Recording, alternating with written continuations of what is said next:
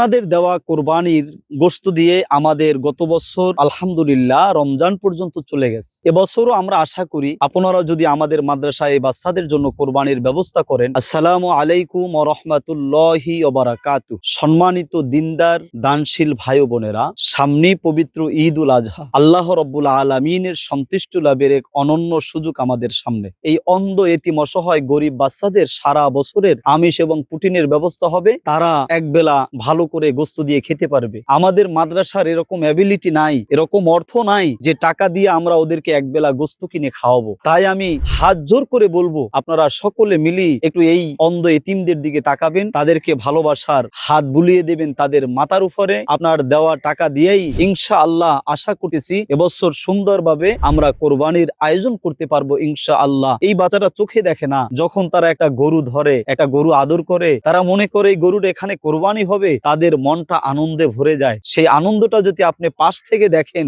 আপনার মনটাও আনন্দে ভরে যাবে। আমি আশা ব্যক্ত করে আপনাদের কাছে আবারও বলতে চাই, আপনারা সকলে মিলে আমাদের মাদ্রাসার ছাত্রদের জন্য, এতিমদের জন্য, অন্ধদের জন্য কোরবানির ব্যবস্থা করে দেবেন ইনশাআল্লাহ।